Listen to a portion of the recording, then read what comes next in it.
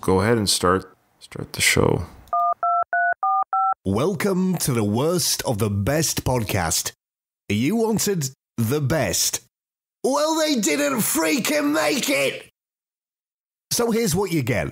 From Canada, Ryan and Ruban.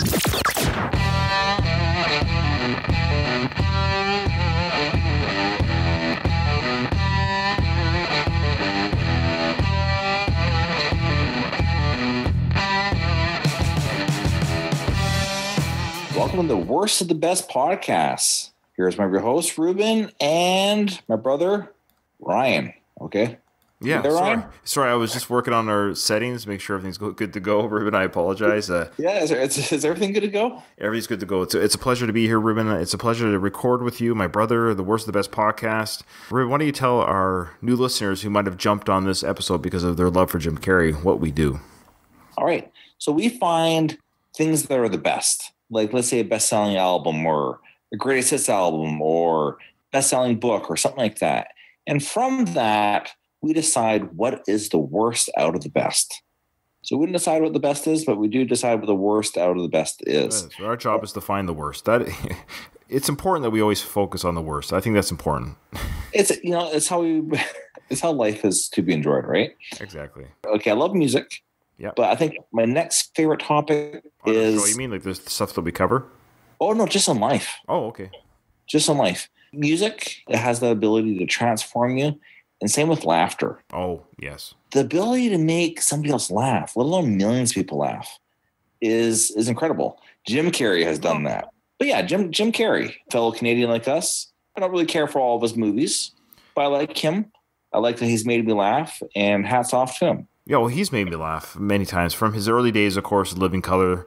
What a great sketch comedy show that was. Yeah, Living Color, he played the...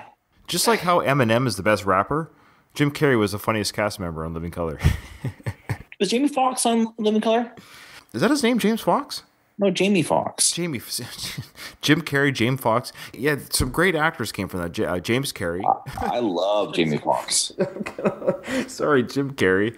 Jim Carrey and Jamie Foxx. Jamie Foxx is great. He's a great comedic actor and a drama actor, and ironically, so is Jim Carrey. They've done both. Both have done very well. They have done well. Jim Carrey was born, Ruben, James Eugene Carrey, and he is a fellow Canadian such as you and I. That's right. He's born in Toronto, Ontario. Unlike us. No, we were born in Victoria. Yeah, he was born in Ontario, and he is now 57 years old. Crazy. Yeah. How is he that old? How are we that old? Well, I was going to say, he's that old, Ruben, because we have reached our 40s, and we watched him since we were teens, so yeah, math goes on and time goes on. That's great. He went from his time as a struggling movie actor to a cast member of Living Color in the 90s to one of the biggest movie and comedian stars in the world. He has done some huge box office, okay? And we're going to talk about his top movies that he's been in. For our listeners, the gross that we're going to give you is adjusted gross for today's movie ticket prices. That tells you, the listener, how much box office draw he has had these movies been released today with the same amount of ticket sales, if that makes sense. Because movies that came out in the early 90s, early 2000s, so like 20 years ago, inflation has occurred since then. Mm-hmm. At 151 million, Ruben, we have me, myself, and Irene. All three of you. Yes. You seen that movie? You know what? I don't know if I have. What? Well, that's part of this list. I assumed you've seen it, so it's on the list. I can understand why you would assume, but I haven't seen all these movies on the list. Okay, well, that's fair. I think there'll probably only be a couple. That's, I guess, the first one right off the bat. Well, it's a Farrelly Brother movie. And I'm not sure why I haven't or why I don't remember. That is weird. Yeah, so I feel like I can't comment on it other than just being truthful. You can be truthful, Ruben. I'll allow it. Yeah, I just was. It's a little on the crude side. Sorry, I was looking at some of the movie clips on YouTube. So it's a Farrelly Brothers movie, Ruben. Being a Farrelly Brother movie in 2000, yeah, it had some humor that might be uncomfortable watching with your parents type humor, but all in all, it's quite a funny movie. It's quite a good romp. Charlie loved those boys so much, he just couldn't face the truth. And so he went on with his life as if everything was normal. So the truth Ruben they're referring to is that his wife cheated on him when he was younger. Oh, sorry, when the kids were before they were born, and he had 3 black babies. And he never. Yeah, I don't think I've seen this. You really have to see this movie. And he'd never admitted the fact that That so that's just so you know, I've seen a situation like this. I can't say who. Okay. Yeah, I'll tell you offline. We go travel hours. We go see the baby. Everybody's talking about how it looks like the dad. And I'm like, what? Oh no.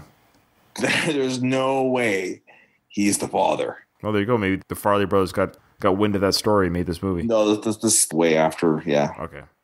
Anyways. Hey, Finner. Hey, buddy. Hey. Hope I brought your appetite with you. Well, I did. Charlie, the kids look great. Yeah, don't they? Thanks. Charlie, just between you and me, did you ever notice that your kids have sort of a year-round tan? Yeah, well, my great-grandmother's half Italian. Half Italian? Well, that's probably why the water beads off the hair, huh? It is quite a funny movie. Okay, that made $150 million. Certainly no bomb there. Next one, Ruben, was Fun with Dick and Jane. Yeah, I saw that one. Okay. That's with what's her face? What is her name? I know it. It's just an L. Tia Leone. I have not seen her in a while. Yeah, she hasn't been in things like I like her. I did like her. I think I like her as an actress. And when she's in things, I don't mind it at all. I don't know if that makes sense, but Yeah. So her last movie, Ruben, was in 2011's Tower Heist. Wow, 8 years ago. That's a long time. In acting years, it's long. Oh, that's right. But she has been active in television. She's currently in a TV show since 2014 as the lead actor in Madam Secretary. Okay. But she took a 3-year break. She took a 3-year break on the big screen, but she was in X-Files in an episode. 2011, she was... she took a 3-year break. That's right, yeah. Tower Heist, and then she got the role of Madam Secretary. And when you're kind of not really a draw on the big screen, getting the lead role in a successful TV series is good work. Yeah, absolutely. Absolutely. Yeah. She's a producer and 110 episodes, so that's 50 movies worth of episodes. Crazy. Yeah. Okay. So that was Fun with Dick and Jane. That was that American comedy. It was a remake, actually. It focuses on a married middle-class couple who resort to robbery when the husband's employer goes bankrupt. So they kind of came up with the Joneses is the idea. Yeah. It's a fun little movie. Alec Baldwin was in it as well. Oh, good for him. Did you watch the Alec Baldwin roast or any snippets of that? No, is that a recent thing? Yeah. The Comedy Central roast on Alec Baldwin. Really? Yeah. Caitlyn Jenner was one of the roasters. Caitlyn Jenner was, eh? Is that her name? Is that the name? Yes. Okay. So I don't remember all the Kardashians' names, but Caitlyn Jenner is not a Kardashian. She's the stepfather. Saved by the Bell. Hold on. Saved by the Bell. Hold on. All right. Well, we were interrupted by a phone call, Ruben. I was about to reintroduce the episode, but this is our Jim Carrey episode. So the editing will seem a little bit weird because I'm talking the way I am right now, but this is kind of part 2 of a recording. Ruben, you got interrupted with a phone call. Do you want to explain what happened there? I own a business where people host birthday parties. We do 5 or 6 a week. Done thousands of them. I've done lots of birthday parties. Employee calls, says the people aren't leaving. I go there. The place is a mess. It is the worst I have ever seen it.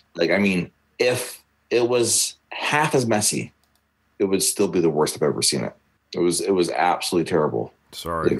Dumped on chairs. There was people should be ashamed of themselves. Anyways, so when they're cleaned, what can you do? But they left. And that's why I had to leave, because the party hosts were not leaving the venue. So you had to kick out people out of your place of business. Yeah. Did they leave without any further problems, or? Well, yeah, I said yeah, but it's not completely true. By the time I got there, they were on the other side of the threshold of the door.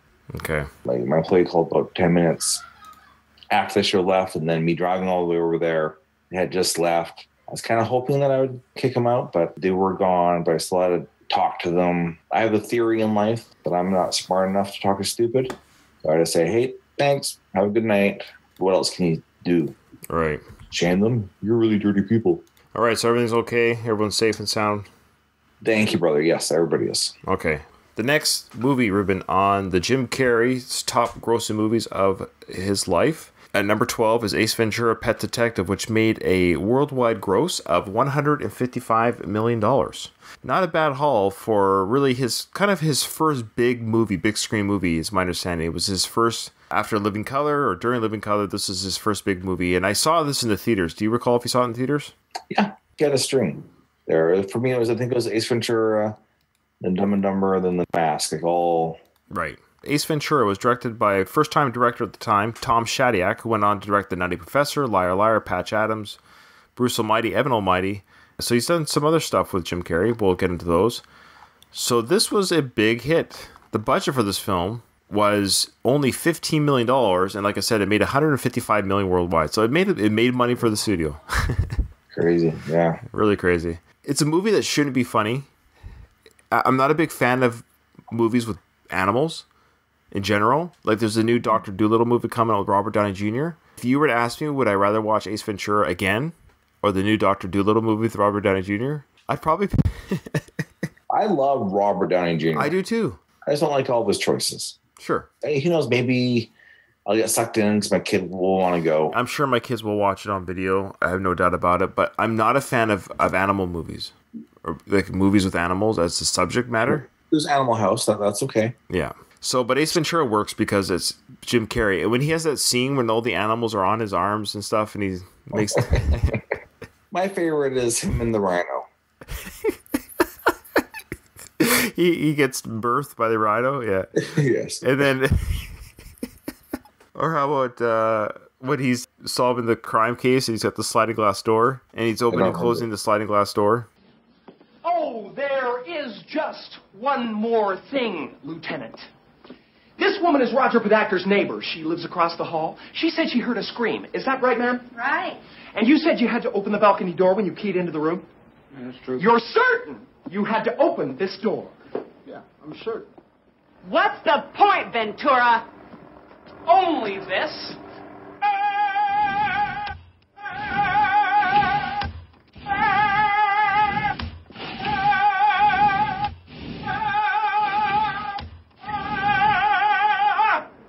This is double-pane soundproof glass. There's no way that neighbor could have heard Podacter scream on the way down with that door shut. The scream she heard came from inside this apartment before he was thrown over the balcony, and the murderer closed the door before he left. Yes! Yes! Oh, yeah! Can you feel that, buddy? Huh? Huh? Huh? I have exorcised the demons. This house is clear. Oh, yeah. It's stuff that shouldn't work, but it's funny because it's Jim Carrey. And some people can't stand what he does, but I love it. I love it. Number 11, A Christmas Carol, that came out in 2009. Of course, the classic story of Scrooge and the Ghost of Christmas Past. Have you seen this, Rube? I don't think I did. I feel like it's a movie that I've tried to see a few times. I have seen it. I've seen it once. It's one of those movies that every Christmas I try to record it or remember to record it when it's broadcast on TV. It's done by Robert Zemeckis, I believe. It's the same guy who did, of course, Forrest Gump and the Solar Trip. What's it called? The Polar Express? The Polar Express, which I also haven't seen. Really? With Tom Hanks especially? I figured you would have seen that. Yeah, I'm not a big fan of Christmas movies. Of which movie, say again? Christmas. Sorry, say that again?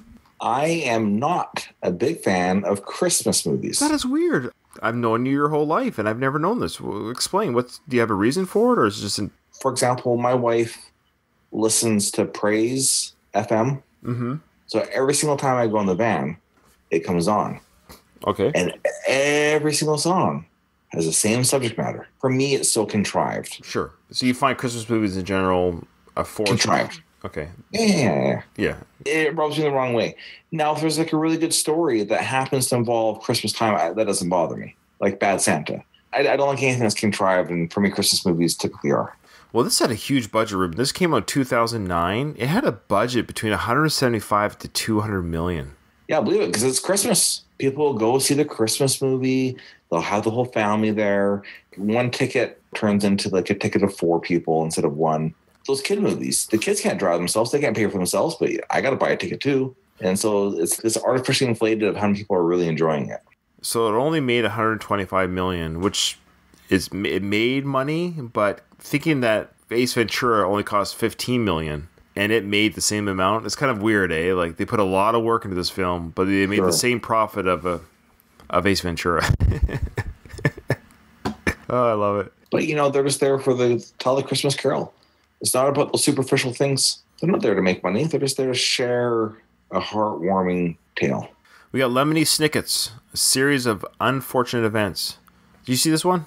No. Oh, boy. It's a kid's movie. I think I watched it with whatever kid at the time that I had that was of that age. Came out in 2004. Wow, it was already 15 years ago, Rube. Yeah. That's weird to me. It ended up grossing $170 million. This is not worldwide. I should be making this clear. This is actually just stateside. Worldwide, it grossed $209 million. And this was 15 years ago. That's not a bad gross. Unfortunately, it cost a lot of money. It cost $140 million to make, so it only made $60 million. Oof. Basically, if it doesn't make enough to finance another movie, you know what I mean? Sure. They would have to pay out of pocket again to make a sequel. And that's how you kind of know when you're not going to get a sequel. When they don't even make enough in profit to make a sequel plus have money left over from the first film, which So it wasn't a financial loss, but it wasn't enough to warrant a sequel. But it did warrant a Netflix follow-up where Neil Patrick Harris played the part of Lemony Snicket. Or, sorry, Count Olaf. My apologies. It's a fun little movie, and I actually quite enjoyed it when I saw it 15 years ago. My goodness. You were young back then, too. I would have been 28. Yeah, you were in your 20s. Wow.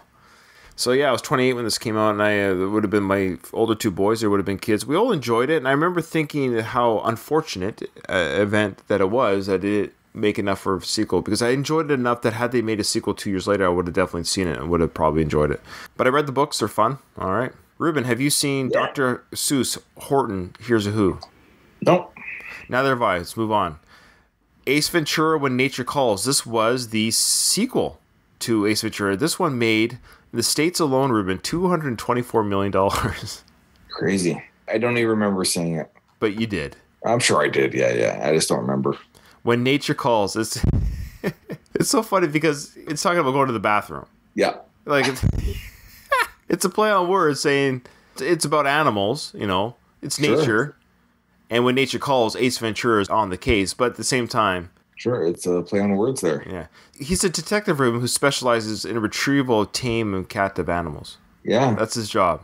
Okay. It's very niche. Probably why he's the best at it. This was directed by Steve Oderick. Yeah, different director. He went on to direct The Nutty Professor, Patch Adams, Bruce Almighty. Oh, sorry, he worked on those films. He directed, Nothing to Lose. No, he didn't really direct too much after this, to be honest with you. Yeah. He was a writer, though. He wrote Bruce Almighty. He wrote Evan Almighty, but he didn't direct it. Oh. Yeah, so he still worked with Jim Carrey for a little bit. Yeah, but again, the budget was small here, Ruben. $30 million budget, so it still made like almost $200 million. Cheap movies to make. Basically, when these two Ace Ventura movies come out, they made almost $400 million for the studio. Well, I'm sure they're probably talking about to do another one. I bet you he was asked, and he just said no. Jim Carrey's scale was on the rise. Yeah. Well, you got The Truman Show coming up. Right, let's go to that. The Truman Show, Ruben, came out in 98. 98? 98. 21 years ago. That was a good one. Yeah. $241 million worldwide. Yeah, worth every penny. That's sorry. That's not worldwide. I keep saying that. That's just U.S. gross. $264 million worldwide, and that was in $98. So we're looking at easily over $300 million worldwide. So it was a hit, and it only cost $60 million to make. So another big hit. I love that movie. Jim Carrey was great in it, and it was great to see him kind of use his comedy with the drama. We see the drama kind of kicking in now. Ed Harris was great in it. Mm-hmm. And I remember this time another movie came out, Ed TV, which was Matthew McConaughey's reality show. Yeah. And this was at a time when reality shows weren't quite big yet, so this was kind of a new concept. Sure. Having somebody follow you around the camera. But what I love about The Truman Show was he didn't know he was part of a show. Yeah. It was such a good story. Ed TV, starring Matthew McConaughey, the cameras were on him all the time. It was just a camera crew following around his life. For whatever, I can't remember why his life was so great to follow around. It was a few years ago. All right. I enjoyed it. I think it's my favorite there. It definitely won't be the worst pick. No, there's no way. I don't think The Truman Show would end up on anyone's worst pick for any list. The Mask. It was $258 million. Big hit. Mm-hmm. Big hit. That's where we got Cameron Diaz. Yeah, it was Cameron Diaz's first film. She was young in that film too. Sure, yeah. She had to be. Like, I think she was like 21, 22. What did you think of the film when you first saw it? I liked some of it. I was impressed by the CGI in it. I felt the story was pretty thin. I remember thinking with Cameron Diaz, like, who's that? I remember being, it came out in 94. I would have been 19 years old when I saw this, so definitely Cameron Diaz caught my attention. She's a good actress. Yeah. Now she's an incredible actress. So Ruben, the movie did make $351 million worldwide. So 94. So that movie today, Ruben, $560 million box office. And it only had a budget, Ruben, of $23 million. That's it. That movie made a lot of money. Yeah. That's only $37 million. So can you imagine? So you make a movie today for $37 million in today's money, and it makes you almost $600 million worldwide. I just need to have $37 million to do that. So Jim Carrey's early movies, Rube, were so cheap to make because he wasn't demanding the big pay. But after Ace Ventura and The Mask, these kind of 3 in a row, I think he started to get to the point where he's like, Well, when did Cable Guy come out? We'll get to that. It's not on the list. Oh, yeah. Cable Guy didn't make the cut. Cable Guy was so good. It is good. I love that movie. But this is not the... again, we didn't pick this list. These are his top grossing films. Grossing movies. And Cable Guy bombed at the box office. So, I saw it in the theater. That's more my alley. Yeah. For comedy. The Mask was, I think it was a fun type of the introduction of CGI with Jim Carrey's antics. It was kind of a fun little, it doesn't hold up the way that you can watch the Cable Guy now. And it's still funny. And I just watched it last year again, and it's still just the way he talks through the whole film. All right, Ruben, Dumb and Dumber. This came out in 94 as well. What a big year. Yeah. I remember watching this in the theater in the summertime in Vernon. Oh, wow. I cried laughing. Just cried. To me, it was the funniest movie.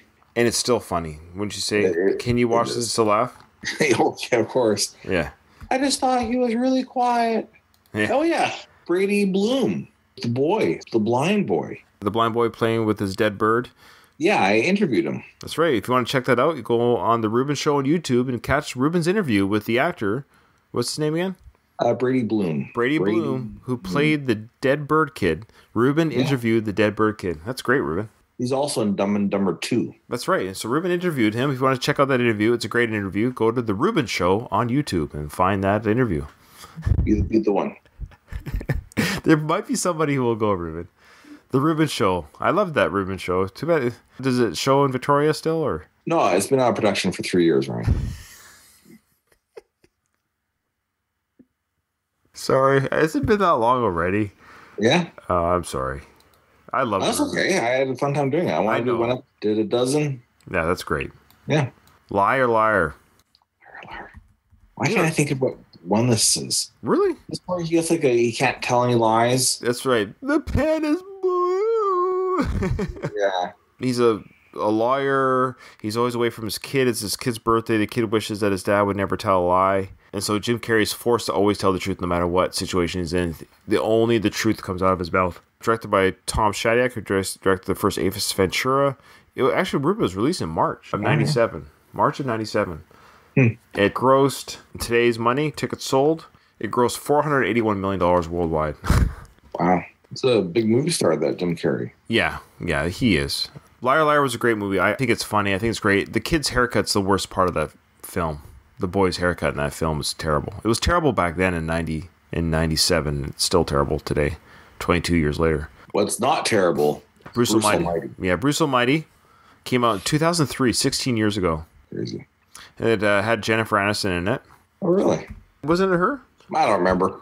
Okay, it had Jennifer Aniston in it, Ruben. Uh-huh. It also had Morgan Freeman playing God. Steve Carell was in it. Yes. Who played Evan? Yeah, Steve Carell played that news anchor who was speaking really fast during the news broadcast. This was the early Steve Carell before his Office days, but not much before. I think The Office came out a few years later. I really like that movie. Yeah, it's good. Again, directed by Tom Shadyac, the director of Liar and Ace Ventura. So Tom Shadyac has made a lot of money for the studio.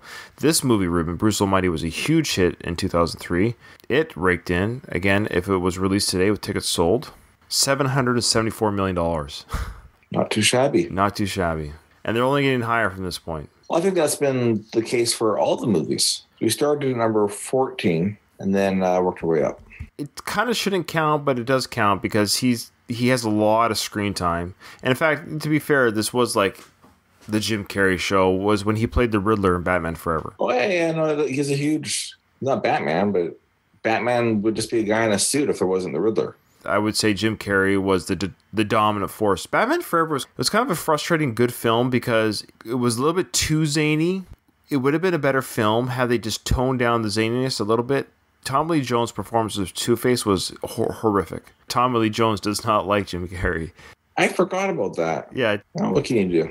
Not everybody's going to like you. Tommy Lee Jones, he seems like a pleasant fella. Oh, just a lighthearted. Check this out, Rue. So this is Norm Macdonald Live. Jim Carrey's on it. That's what Tommy Lee Jones said to me, too. He said he couldn't sanction my buffoonery. He couldn't? He couldn't sanction my buffoonery. What movie is this? That's when we did Batman together. Wait, you're the star, though. I was the star, yeah. That was the problem. Yeah. Do you think? Did you ever have this problem with guys who were like, "I'm a better actor than this movie star"? Did you ever get that? No, because there was no me. Oh, but I mean, the guy that Tommy Lee Jones was talking to. Oh, the guy that Tommy Lee Jones was talking to. Or thought he was at a restaurant, and you know, the maitre d' said, "Oh, Tommy, I hear you're working with Tommy Lee Jones. He's over in the corner having dinner." And I went over and I said, "Oh yeah, great." I went over and I said, "Hey Tommy, how you doing?" Like that, and the blood just drained from his face, like he had been thinking about me 24 hours. You'd already done the movie. It was just no. It was before the biggest scene we have together in the movie, and the blood just drained from his face, and he started shaking, and he got up and he went like this. He must have been in mid kill me fantasy or something like that. He was like like this, and he went like to hug me, and he said, "I hate you." I really don't like you, like that. and I said, "Gee, man, what's the problem?" Like that. And I pulled up a chair, which probably wasn't smart. And he said, "I cannot sanction your buffoonery." My theory on that would be that he's a famous guy. He used to be the center of attention. You walk into a room. He's not the center. Well, he might have been uncomfortable doing that work too. That's not really his style of stuff. You know what I mean? He's like No Country for Old Men. He cashed the check, baby. That's right. For playing Harvey Dent. That's right. He was playing Harvey Dent. That's right. I just guessed. No, you're a great guess. That's right. Oh, I love Norm. Yeah, Norm's great. I love that story. I cannot sanction your buffoonery. I love how Jim Carrey's equally confused as he is amused by this. Sure. And I like how Norm basically just says, you know, you walk in, you're the star, and people have a hard time with that. Yeah. Tommy Lee Jones, did he not know who Jim Carrey was before signing on? Yeah, and that's what he said. He signed the check to work on the film. You're working with Jim Carrey. You're working with the guy who talked out of his butt during Ace Ventura. Yeah. I'm an old man. I don't know who he is. I don't see his films. Yeah, do your homework. Yeah. All right, the highest grossing film. Oh, by the way, Batman Forever made $600 million worldwide. Not too bad. Not too shabby. 1995. His biggest movie by far is a Christmas movie. It made almost $700 million worldwide. How the Grinch Stole Christmas. When I first saw it, I kind of remember thinking it was maybe too much or too silly for Christmas. We all love the original story and the half-hour cartoon. They fleshed out the story to make it fit into an hour-and-a-half movie for the live action. It's a movie over time I've enjoyed over the Christmas holidays. It's become a Christmas staple now that I watch with the kids every year. Okay. Yeah. I've softened over it. I don't know why. It's aged well over the years. Maybe your heart is slowly growing 3 times. Yeah. It came out 19 years ago, Rube. Yeah. What is going on here? So his last big hit to hit the top 14 was 2008's Dr. Horton Hears a Who. So that was his last big movie. It was 11 years ago. To crack any kind of box office mojo. Yeah, he's peaked. Yeah, he has. Yeah, should we all be so lucky to have a peak? Yeah. So, Ruben, out of that list, we got Me, Myself, and Irene, Fun with Dick and Jane, Ace Ventura, Pet Detective, Christmas Carol, Ace Ventura: When Nature Calls, The Truman Show, The Mask, Dumb and Dumber, Liar Liar, Bruce Almighty, Batman Forever, How the Grinch Stole Christmas. Of those films that you and I both seen, these are his top grossing films of all time. All have done very well. For 14 films to make that much money, huge. It is huge. Here's the thing, only a couple of them are franchises. The Ace Ventura films and then the Batman films. So these are films that are standalone films making that kind of money. So that's pretty impressive too, if you think about it. These aren't big Marvel movies. They're not stuck to anything but themselves. You know, they're stuck to his name. His name carried these films, you could argue. Sure. One of this would say is his worst film. The one I probably would not see again over any other film would probably be Liar Liar. Whoa! Okay. It's just too after school special. We learn a lesson. Fair. It's just not my... I subscribe to the Seinfeld motto, no learning, no hugging. Ha! I like it. It's good, Rube. I think for me, I could go without ever seeing again. For entertainment factor, at the end of the day, Jim Carrey makes me laugh. He also has engaged in some serious subjects, which I've enjoyed, but the only serious film on this list, it seems like his comedies have won everyone over. The Truman Show was his most serious film to break the top 10, but number 7. So I'm going to have to go with The Christmas Carol, 2009 Christmas Carol. This is one that, if I never saw it again as a Jim Carrey fan, I would be okay with that because it's not highly entertaining. I do enjoy the Christmas Carol story. I enjoy that story, and I can see any rendition of it and be okay with it. The Patrick Stewart one's a great one. I watch that every year. It's yeah, I think it's like 90s it came out, Ruben. It's really good. Patrick Stewart, a great thespian that he is, really captures Scrooge very well. So yeah, I'd recommend that one to our listeners for Christmas coming up. But so yeah, that's the worst pick for me, Rube, is the one that I wouldn't ever have to see again out of the films. The other ones that are listed, you're definitely entertained. There's something entertaining about them that where you're laughing. It's either visually entertaining or comedically so. Well, I haven't seen it, so I'll take your word on it and still not see it. I'm not selling it very well, am I? No. Okay. No. Well, thanks everyone, and thanks for joining us on. Look, I love Jim Carrey. He made me laugh. He's made me laugh more than a lot of people in the entertainment industry over 2.5 decades, from Living Color till now. I've enjoyed his career. I can say that I have legitimately enjoyed his career. So, Jim, I personally thank you for your laughs. You're a good comedian. Hats off. If you want to see some more Jim, Comedians in Car Getting Coffee, Jim Carrey episode. There you go. Plugging Seinfeld, Ruben. I think he might. Have you seen that episode? Can you imagine, Ruben, if somebody watches Jim Carrey on Comedians with Cars Getting Coffee from our plug? I just want to give Jerry a helping hand. Yeah. Jerry, we're doing this for you, brother. I think he needs our help. Did he make any more money off selling Seinfeld to Netflix now? Yeah. Lots of money. So he made the show.